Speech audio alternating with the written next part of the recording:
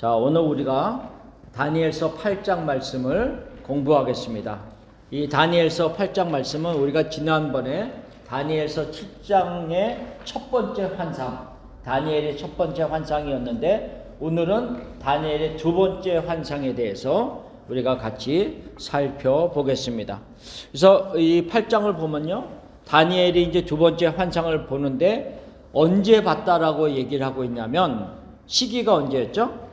벨사살 왕이 제3년 되는 때, 그러니까 벨사살 왕의 제3년이 되는 때에 봤다라 그랬습니다. 우리가 7장에서는 벨사살 왕의 원년, 첫 해에 그랬다라고 우리가 얘기를 했는데 이때는 지금 제3년이 되는 때였습니다. 그래서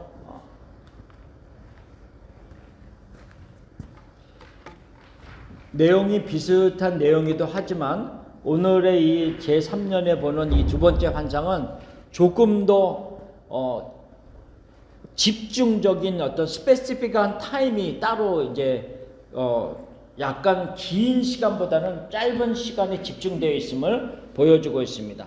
자, 두 번째 보면은 환상을 보는 장소가 2절에 나옵니다. 환상을 보는 장소가 뭐라 그랬냐면 내가 환상을 보았는데 내가 그것을 볼 때 내 몸은 엘람 지방 수산성에 있었고 내가 환상을 보기는 을레 강변에서이니라 이렇게 얘기합니다. 그래서 2절 말씀이 어떤 의미인가 여러 가지 이제 신학자들마다 조금 해석이 다르긴 하지만 일반적으로 이렇게 생각하고 볼 수가 있어요. 내가 지금 환상이 있는데 내 몸을 하나님이 끌고 어디로 수산성에다가 끌어다 놓아서 내 환상을 지금 수산성에서 보는 것처럼 지금 이야기하고 있는 겁니다. 근데 내 몸은 지금 수산성에 있는데 내가 보는 환상의 배경은 을레 강변이다. 이렇게 얘기를 하는 겁니다. 근데 여기서 수산성이라고 하는 것이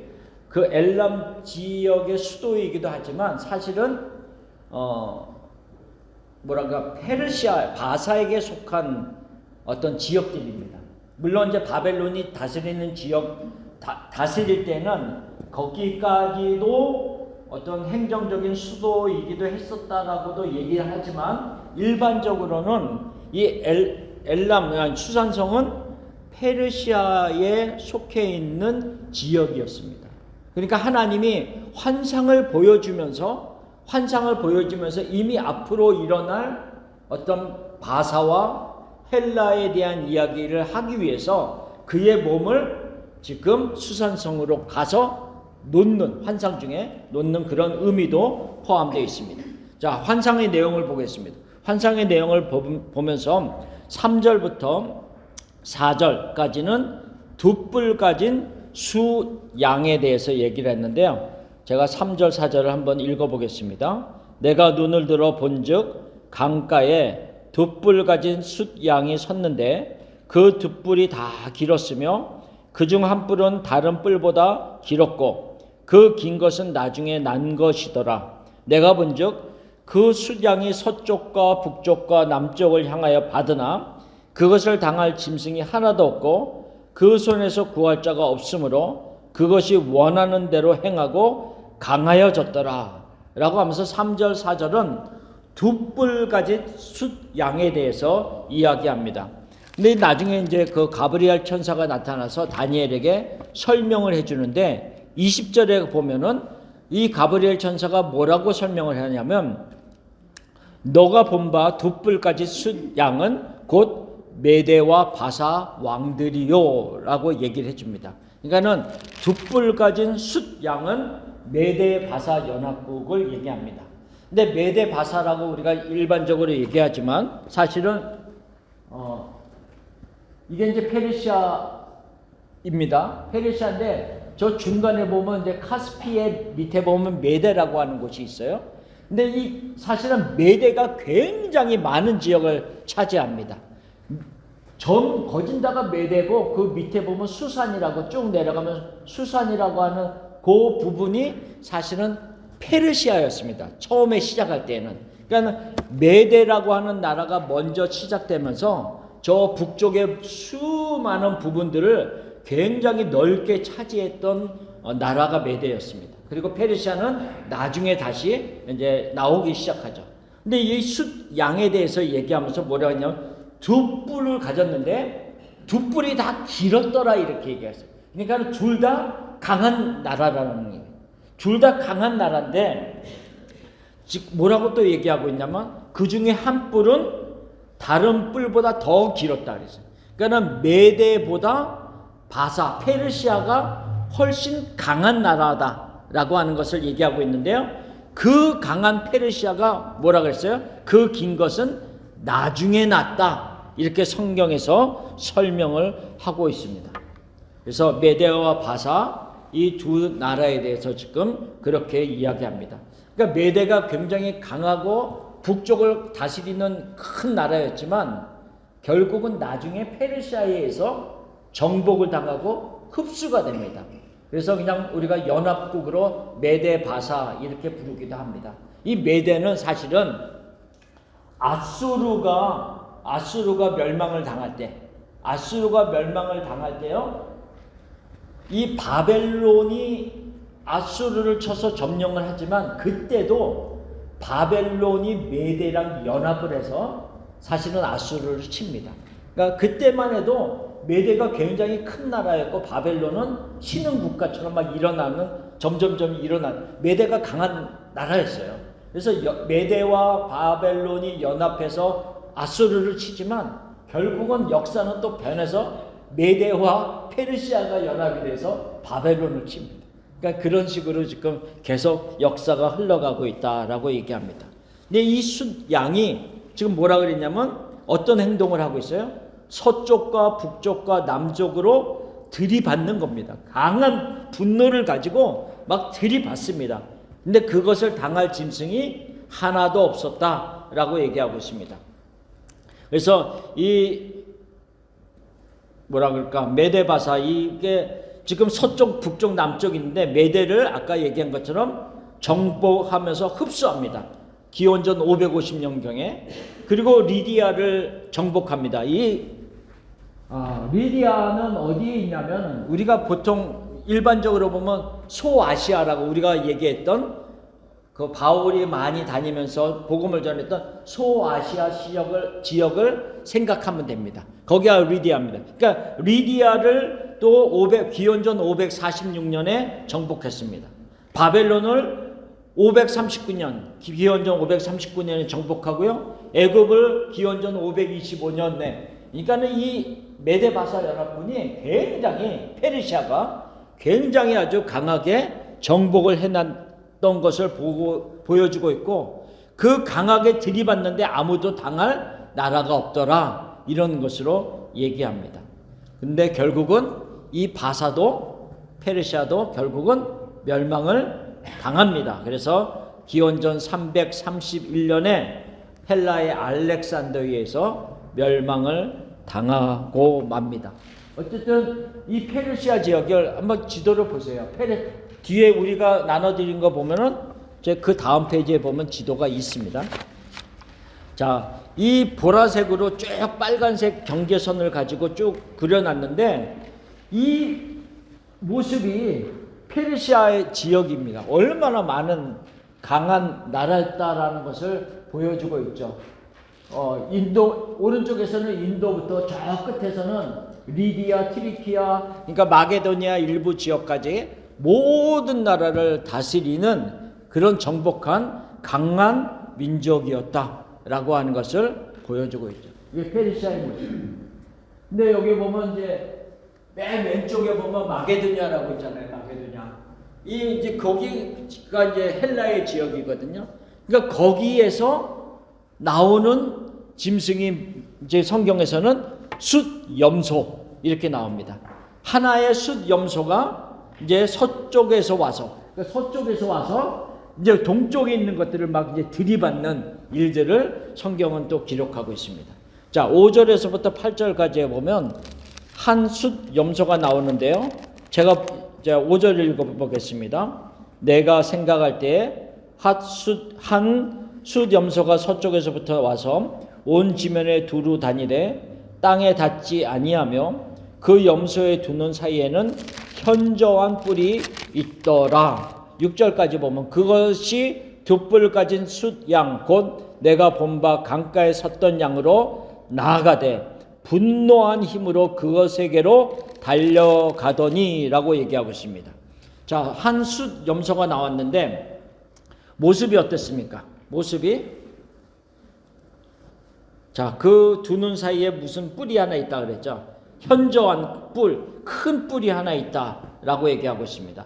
그러니까 이 숫 염소는 헬라를 의미합니다. 그리스, 헬라를 의미하는데 그 두 눈 사이에 뿔이 하나입니까? 두 개입니까? 하나입니다.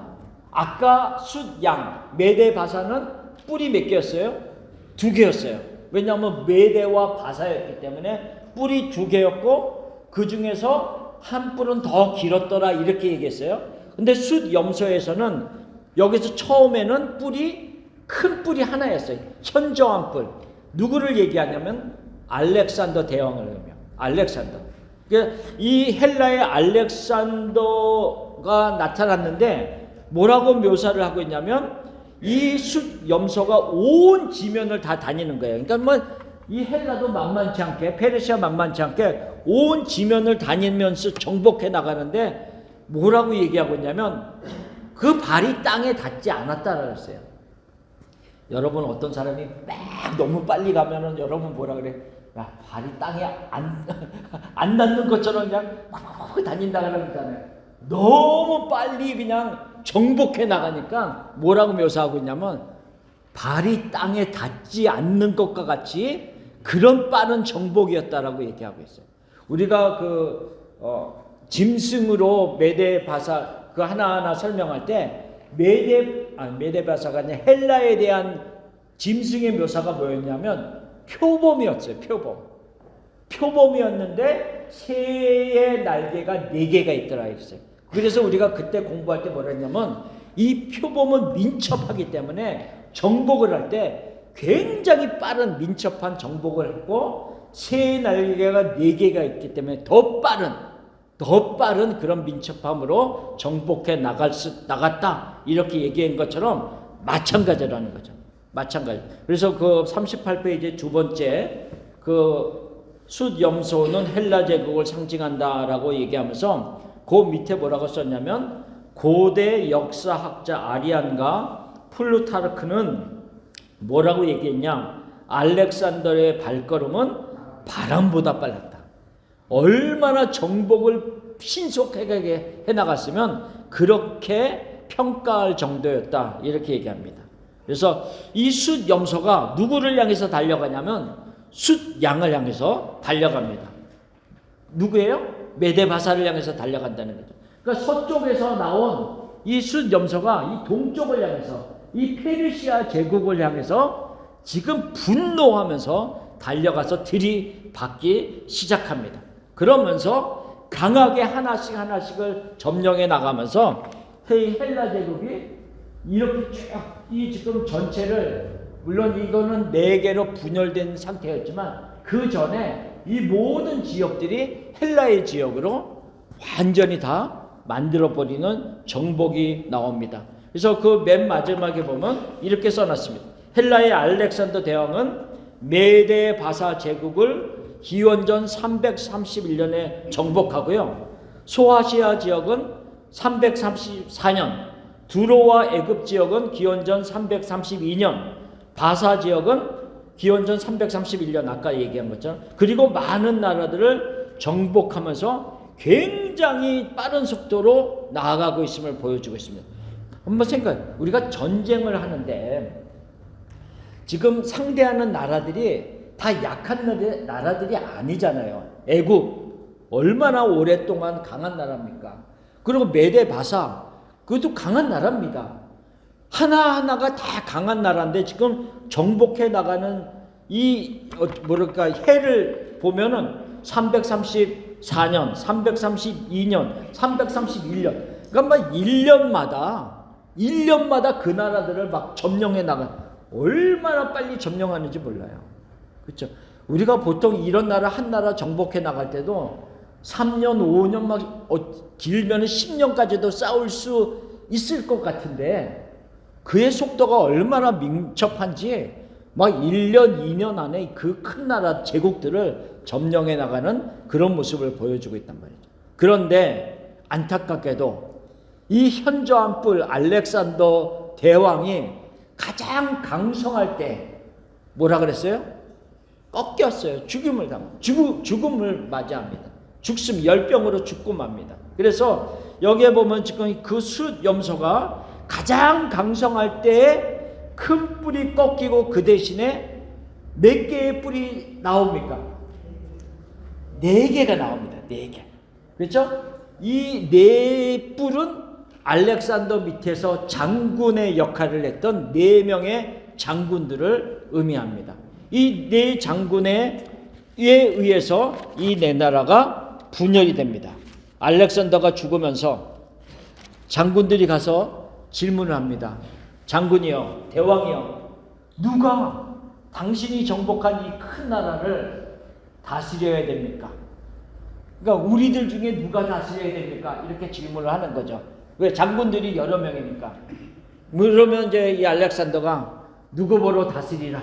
셀류쿠스야, 너가 다스리라. 뭐 예를 들면 어느 장군이 다스리라 이랬으면 그 사람을 중심으로 다른 사람은 좀 마음에 안 들어도 당분간은 나갈 수 있는데 센 놈이 다스려라. 이렇게. 너희 중에 가장 센 놈이 다스려라. 이렇게 딱 하니까 결국은 어떻게 돼요? 그래? 피 터지게 싸우는 거지. 그러니까 4명의 장군이 서로 이제 피 터지게 싸우면서 분열이 되는 거예요. 그래서 4개의 뿔이 나오게 되는 겁니다. 그래서 이 헬라에 정복했던 이 나라들이 4개의 나라로 분류가 됩니다. 맨 위에 카산드로 지배 지역인 분홍색이 있는데 저기 마게도냐 지역, 네, 그쪽 지역을 그러니까 그리스, 헬라 지역 그 자체를 다스리는 나라로 그쪽으로 분열이 됩니다. 자, 셀류쿠스는 두 번째인데요. 가장 넓은 지역입니다. 셀류쿠스는. 그러니까 예를 들면 메데 지역, 페르시아 지역, 소아시아 뭐 이런 여러 가지 지역들을 아시아 지역, 소아시아는 좀 빼고요. 그 지역들을 전체적으로 다스리는 나라가 셀류쿠스입니다. 셀류쿠스. 그러니까 굉장히 셀류쿠스가 강한 나라라는 것을 보여주고 있고요. 그 다음에 리스마쿠스라고 있습니다. 그 리스마쿠스는 저쪽, 그 마게도냐 지역의 북쪽, 또 소아시아 지역과 북쪽, 요 부분, 저 녹색 지역을 다스립니다. 그리고 프톨레미라고 하는 곳은 여기는 이제 프톨레마이오스라고 그러는데 우리가 프톨레미 이 사람은 중심이 애굽입니다. 그 나라를 다스리는 4나라로 분열이 되는 겁니다. 그래서 현저한 한 뿔이었던 알렉산더는 죽고 그 이후에는 4나라로 분열이 되어서 각각 장군들이 이제 왕조를 이어나가게 되는데 이 중에서 우리가 기억해야 될 가장 중요한 왕조는 누구냐면 셀류쿠스라고 하는 이 가장 큰 지역을 정복한 그리고 다스리는 왕조를 우리가 생각하면 됩니다. 왜냐하면 그 셀류쿠스 왕조 안에서 우리가 지금 공부하는 작은 뿔이 나오는 겁니다. 그러니까 이 작은 뿔이 이제 성경에서 9절에서 12절까지 얘기하는데 이 작은 뿔이 어디서 나오냐? 셀류쿠스 왕조에서 나온단 말이죠. 그래서 이 셀류쿠스 왕조에서 나온 작은 뿔이 이스라엘과 유다와 더 연결이 되어지면서 극악한 행동을 하기 때문에 그렇습니다. 자, 세 번째로 우리가 볼 것은 작은 뿔입니다. 작은 뿔 9절에서 12절까지 나오는데요. 제가 좀 읽어보겠습니다. 9절 그중 한 뿔에서 또 작은 뿔 하나가 나서 남쪽과 동쪽과 또 영화로운 땅을 향하여 심히 커지더니 그것이 하늘 군대에 미칠 만큼 커져서 그 군대와 별들 중에 몇을 땅에 떨어뜨리고 그것들을 짓밟고 또 스스로 높아져서 군대의 주제를 대적하며 그에게 매일 드리는 제사를 없애버렸고 그의 성소를 헐었으며 그의 악으로 말미암아 백성이 매일 드리는 제사가 넘긴 바 되었고 그것이 또 진리를 땅에 던지며 자의로 행하여 형통하였더라. 이렇게 얘기합니다. 자, 지금 셀류쿠스 왕조에서 한 작은 뿔이 나오는데 이 한 작은 뿔은 누구를 의미하냐라고 하면 안티오쿠스 에피파네스라고 하는 왕을 의미합니다. 안티오쿠스 에피파네스. 이 안티오쿠스 에피파네스는 어떤 일들을 지금 이스라엘 유대에게 행했냐면요, 하나님께 매일 드리는 제사를, 그러니까 우리가 막 아침과 저녁에 드리는 번제를 중지시켰어요. 그래서 더 이상 하나님께 번제를 드리지 못하게 말했어요. 그리고 또 나아가서 어떤 일을 했냐면 그 하나님의 성전에 제우스 신전을 세워놨어요. 제우스 신전을 세우고 돼지 피로 제사를 드리게 했어요. 그 말의 의미는 뭐냐면 유대인들이 제일 싫어하는 것 중에 하나가 부정한 짐승의 피 아니에요. 그러니까 돼지의 피로 제우스에게 제사를 드리게 했는데 그것이 하나님의 성전에다 세우고 있단 말이에요. 그러니까 이 안티오쿠스 에피파네스는 얼마나 극악하게 하나님을 대적했는지 몰라요. 근데 여기서 여러 우리가 지금 읽은 것 중에서 11절에 뭐라고 다시 얘기를 하고 있냐면 11절에 또 스스로 높아져서 군대의 주제를 대적하며 그랬어요. 군대의 주제, 그러니까는 그 하늘의 군대의 왕 하나님을 대적한다는 얘기를 하는 거예요. 그러니까는 이 안티오쿠스 에피파네스는요, 유대인들을 어떻게 보면 철저히 연구를 했어요. 나쁜 쪽으로 연구를 해서 이들은 안식일에는 움직이지 않는구나. 그러면 적군은 어떤 전략을 가지고 전쟁을 할까요? 안식일에 쳐들어가죠. 그렇죠? 왜? 안식일에든 이들이 잘 안 싸우니까, 움직이지 않으니까 안식일에 쳐들어옵니다. 근데 이제 여기서 또 그냥 우리가 질문을 하면, 그러면 안식일에 전쟁을 하는 것은 하나님의 뜻일까요? 아닐까요? 그거를 우리가 한번, 만일에 안식일에 전쟁을 하는 것은 유대인의 입장에서 보면 하나님의 뜻에 어긋나는 것인가? 이런 질문을 우리가 그냥 성경의 전체적인 것을 통해서 질문을 해볼 수가 있어요. 그러면 성경의 역사 속에서 이스라엘 백성들이 전쟁을 할 때 안식일에 싸웠다고 하는 기록이 있는 전쟁이 있는가? 있습니다. 안식일에 싸웠더라 이런 기록은 없지만 우리가 그렇게 유추해 볼 수 있는 전쟁이 있습니다. 언제죠? 그렇죠. 여리고성. 여리고성을 돌을 때 6일은 한 바퀴씩, 7일째 되는 날은 7바퀴를 돌았다고 했어요. 그 말의 의미는 뭐냐면 7일 안에 안식일이 있다는 거죠. 그러니까 하나님의 어떤 사람들이 영적인 전쟁은 쉬는 날이 없다는 거예요. 그 의미 속에는 영적인 전쟁은 쉬는 날이 없는 거예요. 마찬가지라는 거죠. 그렇지만 어쨌든 간에 내려오고 역사적으로 내려오면서 많은 율법과 그들이 법을 세워놓으면서 안식일에는 하다못해 이제는 현대에 와서는 안식일에는 엘리베이터 버튼까지 누르지 말아야 된다라고 하는 참 이렇게까지 내려오는 세대가 됐는데 어쨌든 그 전에 이 시대만 돼도 안식일에는 그들이 거룩하게 지내려고 하는 의미로 아무 일도 하지 아니하는 그런 모습이었는데 그것을 알고 있는 안티오쿠스 에피파네스는 안식일에 쳐들어온다는 거죠. 그리고 그들이 가장 중요하게 여긴다고 하는 성전을 더럽히는 거죠. 성전을 더럽히고 제우스 신전을 거기다 세워놓고 신상을 세워놓고 돼지 피로 제물을 드리게 하는 그런 모습. 그래서 가장 악하게 하나님을 대적했던 그 사람이 안티오쿠스 에피파네스인데 이 작은 뿔은 그 당시에는 이 역사적인 인물인 안티오쿠스 에피파네스를 상징했지만 우리가 전체적으로 본다면 마지막 날에 일어날 적 그리스도가 이 작은 뿔의 상징입니다.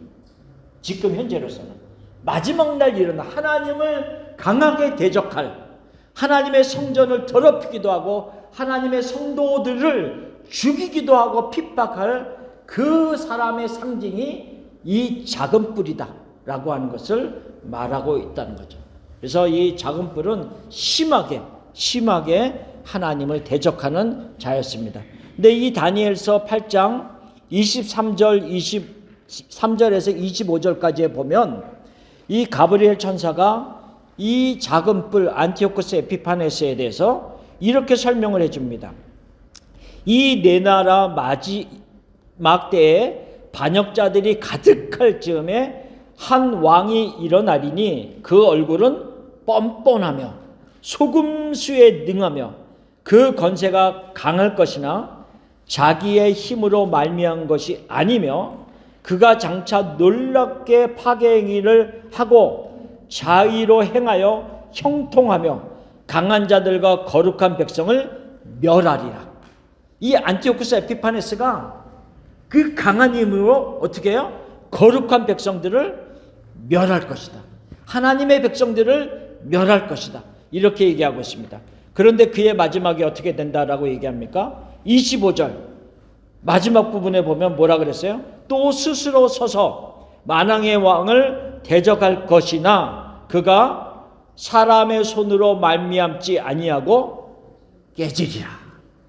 그러니까 안티오쿠스 에피파네스가 그렇게 스스로 강해져서 막 하나님의 성도들을 죽이고 막 높아지도록 높아지면서 하나님 만왕의 그 주제, 군대의 주제를 대적했지만 그의 마지막은 사람의 손이 아니라 하나님의 손으로 쳐서 그가 죽임을 당할 것을 얘기하고 있습니다. 이 우리가 생각해 보면 이 작은 뿔이 안티오쿠스 에피파네스를 상징하지만 한편으로는 종말에 나타날 적그리스도의 나라를 상징한다면 우리가 이 다니엘서 앞부분에서 2장에서 이 느부갓네살이 꿈을 꿨을 때 큰 신상에 대한 꿈을 꿨잖아요. 신상에 대한 꿈을 꾸면서 여기서부터 바벨론과 메데바사와 헬라와 로마와 그 나라의 제국들이 이다라고 하는 것을 쭉 설명을 한 후에 마지막이 어땠어요?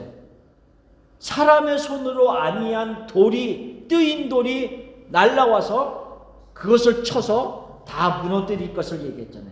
마찬가지 사람의 손으로 멸망이 되는 것이 아니라 이 모든 세상의 나라 적그리스도는 마지막에는 하나님의 손으로 멸망당할 것을 얘기했듯이 지금 여기서도 똑같은 거죠. 적그리스도의 상징인 이 작은 뿔도 마지막은 사람의 손으로가 아닌 하나님이 치실 것을 얘기했는데요. 일단은 안티오쿠스 에피파네스의 마지막은 어땠는가라고 하는 거죠. 이 안티오쿠스 에피파네스가 아까 얘기한 것처럼 유다를 막 침략해서 그 제우스 신당을 세우고 막 했다 그랬잖아요. 또 나중에 다시 이 유대를 또 침략해서 좀 더 멸하려고 했을 때 갑자기 병해됩니다. 그래서 마카비서라고 하는 그런 어떤 고대의 어떤 이스라엘 역사 같은 데 보면은 또 그리고 마카비서라고 하는 그런 데도 보면은 그의 마지막이 어떤 뭐라고 얘기하면 내장이 괴사가 돼서 갑작스럽게 죽게 된다. 이렇게 얘기합니다. 그래서 죽으면서 내 죽음은 하나님으로부터 온 심판이었다. 이렇게 그가 고백하면서 죽습니다. 모르죠. 뭔지. 우리가 현재의 의미로는 무슨 굉장한 어떤 그런 의미가 가질 수도 있겠지만 어쨌든 그 당시에는 내장이 괴사는 아니었다. 이렇게 얘기를 합니다. 그렇죠? 모든 병이 하나님의 심판은 아니지만 어쨌든 간에 이 작은 뿔 안티오쿠스 에피파네스는 그런 식으로 하나님이 쳐서 그의 마지막을 갖게 되었음을 이야기하고 있습니다. 자, 그리고 나서 자, 40페이지를 넘어가면 이렇게 얘기합니다. 자, 칼빈이 안티오쿠스는 그리스도와 교회를 대적하는 자의 그림자요 마지막 때에 나타날 더욱 큰 적그리스도의 전조이다, 이런 식으로 얘기합니다. 어쨌든 간에 당시 안티오쿠스 에피파네스의 상징이기도 했지만 적그리스도의 상징이기도 하다라고 하는 의미로 설명을 합니다. 자, 그리고 나서 환상의 네 번째 영역은 무엇인가 하면 성소를 정결하게 하는 일이 나옵니다. 자, 13절 14절을 보면요, 내가 들은즉 한 거룩한 이가 말하더니 다른 거룩한 이가 그 말하는 이에게 묻되 환상에 나타난 바 매일 드리는 제사와 망하게 하는 제약에 대한 일과 성소와 백성이 내준 바 되며 집밥필 일이 어느 때까지 이를꼬 하매. 자, 먼저 13절을 보면 무슨 말씀이냐면 이 안티오쿠스 에피파네스, 이 작은 뿔로 인하여서 하나님의 성전이 너무 더럽혀졌고요, 또 하나님의 백성들이 너무 짓밟힘을 당하는, 박해를 당하는 때가 이루어지고 있단 말이죠. 그 이루어지고 있는 상황을 하늘에서 알까요, 모를까요? 알죠. 모를 수가 없죠. 그렇죠? 이 모든 짓밟혀지는 일, 성소가 더럽힘을 받고 있는 이 일들을 하늘에서 안단 말이죠. 그래서 한 거룩한 이가 다른 거룩한 이에게 질문을 하는 겁니다. 이러한 일이 어느 때까지 이루어지는 것이냐, 이렇게 질문한단 말이죠. 어느 때까지. 그랬더니 대답을 합니다. 대답을 하는데 대답을 다니엘에게 이렇게 설명을 해주면서 대답을 합니다. 14절, 그가 나에게 이르되 2300주야까지니 그때의 성소가 정결하게 되리라 하였느니라. 그러니까 2300주야까지는 성소가 더럽힘을 받는 일을 그냥 내버려 둔다라고 하는 의미예요. 그 날이 되면, 그때가 차면 성소가 정결케 되는 날이, 이제는 회복하는 날이 시작되는 것이다 라고 하는 것을 말하고 있습니다. 그러면 우리가 이 13절 14절을 다시 봅시다. 이 거룩한 이와 다른 거룩한 이는 본문의 맥락상 누구를 의미하는 거예요? 여기서는 우리가 보통 대부분의 신학자들은 천사를 의미한다, 이렇게 얘기합니다. 왜냐하면 맥락상 천사를 의미하는, 왜냐하면 이 한 거룩한 이가 다른 거룩한 이에게 질문을 한단 말이죠. 이 때가 어느 때까지냐라고 했을 때 그 질문을 들은 자가, 거룩한 이가 대답을 하는데 그 대답을 하는 일을 가브리엘 천사로 그렇게 생각을 합니다. 해석을 합니다. 그래서 이 지금 다니엘서 바로 이제 그 15절부터 보면 더 구체적으로 나 다니엘이 이 환상을 보고 그 뜻을 알고자 할 때에 사람 모양 같은 것이 내 앞에 섰고 내가 들은즉 을레 강 두 언덕 사이에서 사람의 목소리가 있어 외쳐 이르되 가브리엘아 이 환상을 이 사람에게 깨닫게 하라, 이런 말이 있기 때문에 이 가브리엘이 와서 전해주는 그 맥락을 가지고 이 지금 거룩한 이와 다른 거룩한 이는 천사일 것이다, 이렇게 해석을 합니다. 그런데 이렇게 보는 시각도 있습니다. 교부 중에서 오리겐이라든지 다른 어떤 개혁주의 신학자들은 이 거룩한 이와 다른 거룩한 이는 하나님과 성자 그리스도이시다, 이렇게 해석하기도 합니다. 근데 대부분은 천사일 것이다 라고 설명을 합니다. 어쨌든 그래서 이 두 거룩한 이가 어느 때까지 이 일이 일어날 것을 대해서 얘기하고 있는데, 두 번째로 여기서 보면 항상 드리는 제사, 그것은 아까 얘기했듯이 아침과 저녁에 드리는 번제를 의미하는 것이고요. 여기서 망하게 하는, 제약에 대한 일과 이렇게 얘기했는데, 이 망하게 하는 일이라는 것은 멸망케 하는 범죄라는 거죠. 안티오쿠스 에피파네스가 너무 성전을 더럽히고 제우스 신상을 세우고 돼지피로 그 모든 제사를 드리면서 성전을 더럽히는 이 모든 행동을 스스로 망하게 하는 제약이라고 얘기하고 있어요. 근데 여기서 하나 우리가 더 생각해 볼 부분이 있어요.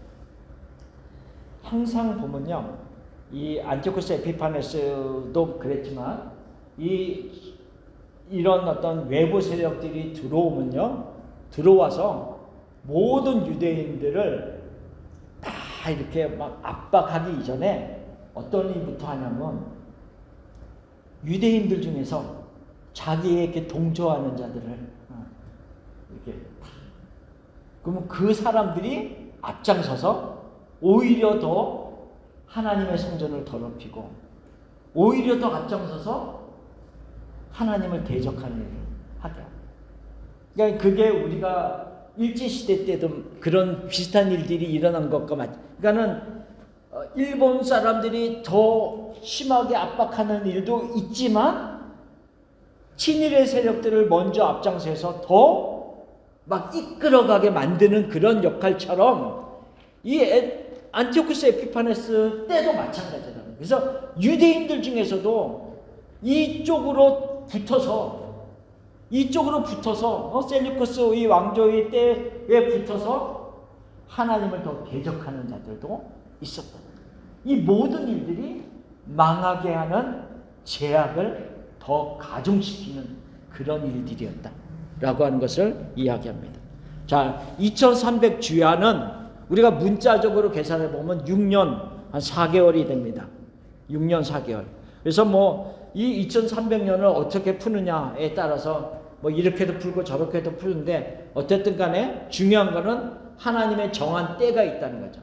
그래서 굳이 이것을 6년 4개월로 우리가 본다면, 문자적으로 6년 4개월로 본다면, 제가 여기에 기록한 대로 안티오쿠스 에피파네스가 저지른 성전 모독이 기원전 171년에서부터 시작이 되는데, 이 마카비 형제를 통하여서 성전이 정결케 되는 역사가 기원전 164년 12월경에 이루어집니다. 그래서 대략 계산해 보면 한 6년이라는 기간이 생기게 된다는 거죠. 여러분들 요즘에 보면 유대인들이 12월 25일이 되면은 우리는 성탄절을 지키는데, 유대인들은 뭘 지키는지 아세요? 하누카. 그게 이거예요. 그게 뭐냐면 성전을 정결케 한 날. 그래서 그들이 하누카를 지킵니다. 예. 마카비 형제를 통해서 그들이 이 왕조랑 싸웁니다. 싸워서 다시 성전을 재탈환하고 성전을 정결케 하는 일을 하는데, 그것을 기념하기 위해서 하누카를 지키는 것. 어쨌든 간에 2300주야를 그들이 지나게 되고, 그 다음에 하나님의 정결케 하는 일들을 이루게 된다라고 하는 것이 지금 다니엘서 8장에 나오는 전반적인 어떤 환상에 대한 해석이기도 합니다. 자, 그러면 이제 여기까지는 우리가 이제 성경을 해석을 한 거니까 됐습니다. 그런데 우리가 여기서 이렇게 질문해 볼 수 있어요. 그러면 그 당시에 살고 있는 사람에게는 안티오쿠스 에피파네스가 이렇게 와서 이런 일을 할 것이다 이렇게 알려준단 말이죠. 그러면 그들에게는 유익한 하나님의 말씀이었어요. 그러면 현대를 살고 있는 우리들에게는 이 다니엘서 8장 말씀이 무슨 의미가 있느냐라고 하는 거죠. 우리들에게는 지금 무슨 의미가 있느냐라는 것을 우리가 질문해 볼 필요가 있어요. 우리가 이 다니엘서 8장을 이렇게 다시 묵상해 보면서 생각하는 것이 뭐냐면요, 하나님은 지금 다니엘에게 언제 이 환상을 보여주고 있냐면 바벨론 때예요. 바벨론의 마지막 왕 벨사살이 다스리는 3년째 보여주고 있습니다.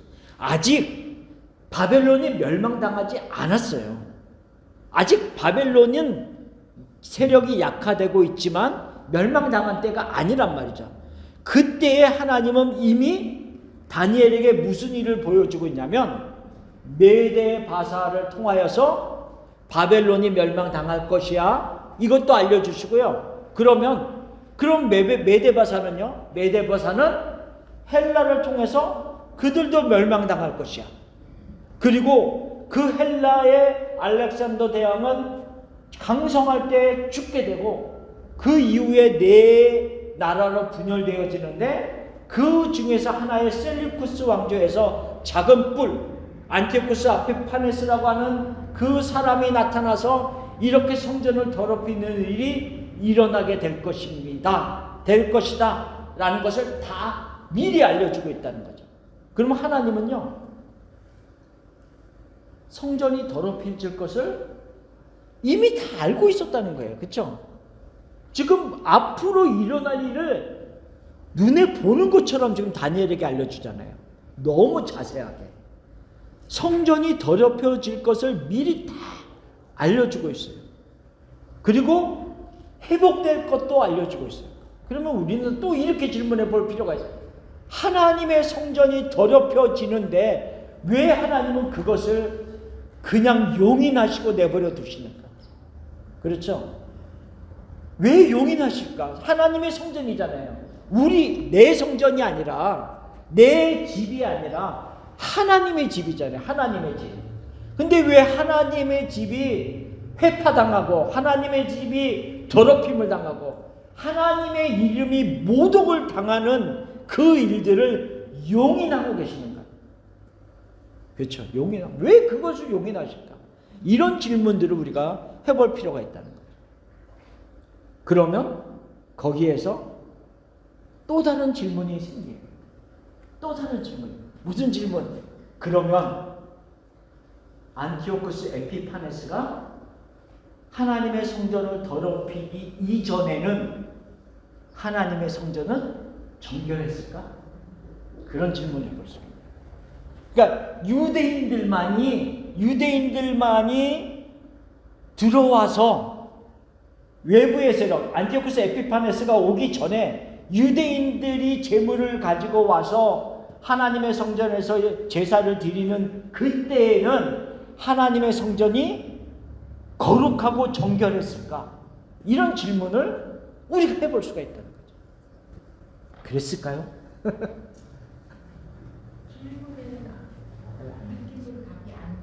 그렇죠? 느낌상 아닌 것 같아요. 그렇죠? 그래서 제가 말씀을 몇 구절 적어놨어요. 자, 여기에 보면 이사야 1장 11절 12절 한번 읽어볼까요? 여호와께서 말씀하시되 너희의 무수한 재물이 내게 무엇이 유익하뇨?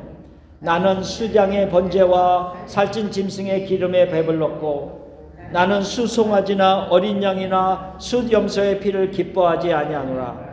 너희가 내 앞에 보이러 오니 이것을 누가 너희에게 요구하였느냐? 내 마당만 밟을 뿐이니라. 그러니까는 하나님의 성전에 와서 수없이 제사를 드리는 일들이 반복적으로 일어나고 있었지만 하나님은 뭐라고 얘기하고 있냐면 너희는 내 마당만 밟을 뿐이야. 내 마음에는 아무런 연결점이 없어. 너희의 삶은. 그래서 그들을 향해서 말라기서에서는 뭐라고 얘기를 하고 있냐면 말라기는 구약의 제일 마지막이잖아요. 마지막 서잖아요.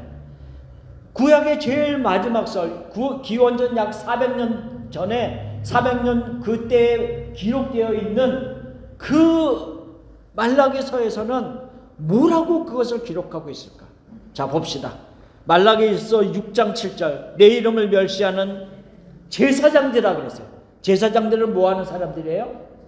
하나님의 성전에서 제사를 집도하고 주도하는 사람들이에요. 근데 그 사람들을 향해서 하나님이 뭐라 그랬어요? 내 이름을 멸시하는 제사장들아. 그럼 뭐라 그랬어요? 너희는 이르기를 우리가 어떻게 주의 이름을 멸시하였나이까 하는도다. 너희가 더러운 떡을 나의 제단에 드리고도 말하기를 우리가 어떻게 주를 더럽게 하였나이까 하는도다. 이는 너희가 여호와의 식탁은 격렬히 여길 것이라 말하기 때문이라. 10절 같이 읽어봅시다. 10절 그 밑에 만군의 여호와가 이르노라 너희가 내 제단 위에 헛되이 불사르지 못하게 하기 위하여 너희 중에 성전 문을 닫을 자가 있었으면 좋겠도다. 내가 너희를 기뻐하지 아니하며 너희가 손으로 드리는 것을 받지도 아니하리라. 옐로우 하이라이트에 뭐라 그랬어요? 뭐라 그랬어요?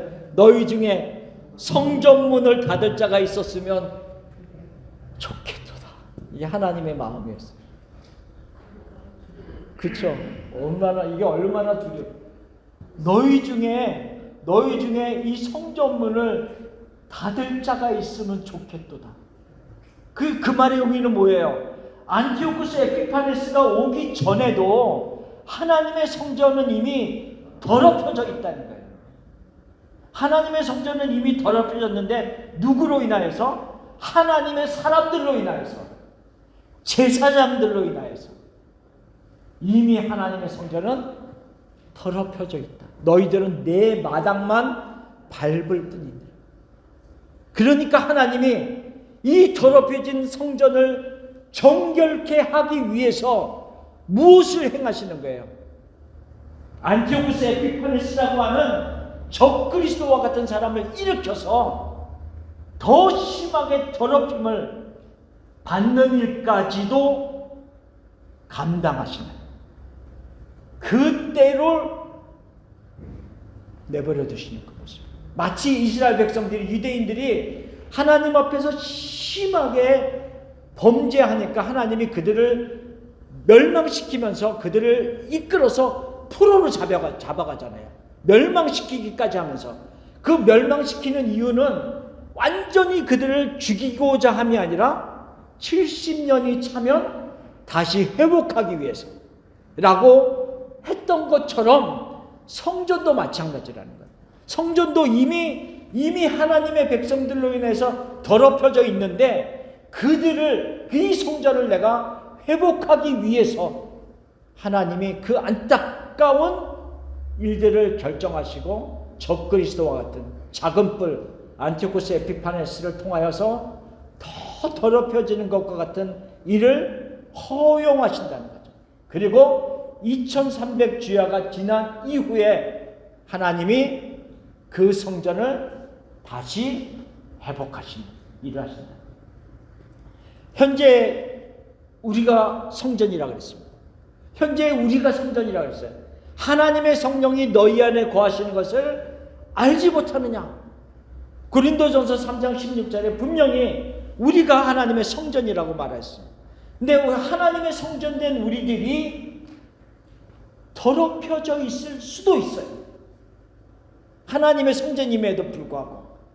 그런데 하나님이 더럽혀진 우리들을 그냥 내버려 두시는 것이 아니라 때로는 하나님이 징계하시기도 하시고, 하나님이 때로는 우리를 하여금 하나님 앞에서 긴급한 일로 하나님을 찾게 만드는 여러 가지 일들을 통해서 하나님이 우리를 정결케 하는 일들을 하신다. 성전이기 때문에, 우리가 성전이기 때문에 이 일을 지금 다니엘서 8장 말씀을 통해서 말씀하고 있다. 내가 몰라서 성전이 더럽힘을 받는 것을 내버려 두는 것이 아니다. 이거를 얘기하는 거죠.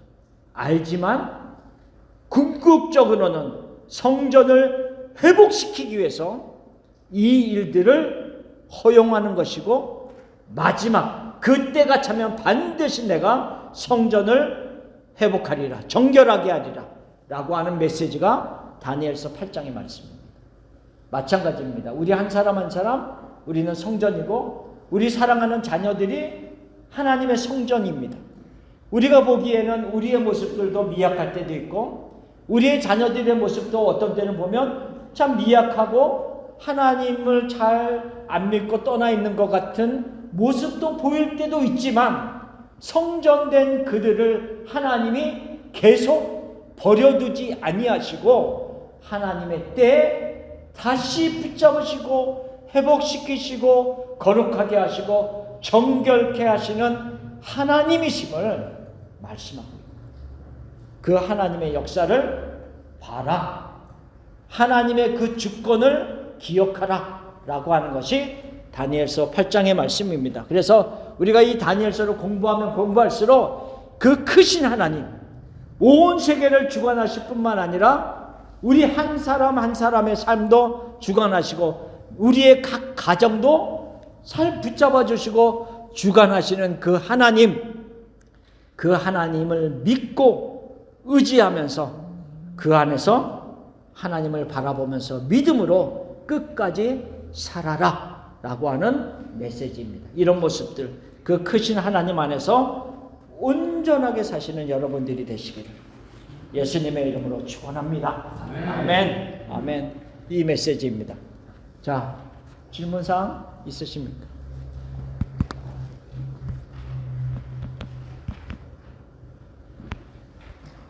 존귀하신 아버지 하나님, 감사합니다.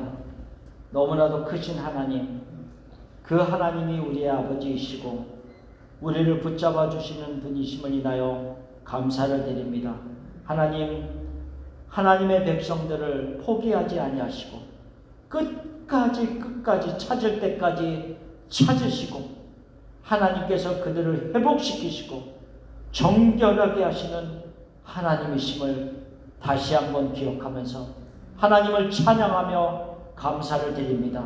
하나님, 같이 공부하는 이들 각 가정마다 또한 이 가정 속에 속해 있는 우리들 안에 속해 있는 우리들의 모든 자녀들, 그 자녀들의 각 가정마다 하나님의 강력한 역사하심이 늘 함께하여 주시고 하나님의 진리의 말씀들이 모든 각 사람 속에서 역사하여 주시고 하나님의 정결케 하시는 그 역사들이 그 개인과 그들의 삶과 그들의 가정 속에서 역사하셔서 온전히 믿음으로 세워지는 모든 사람들이 되도록 축복하여 주시옵소서. 우리를 끝까지 이끌어 주실 하나님을 찬양합니다.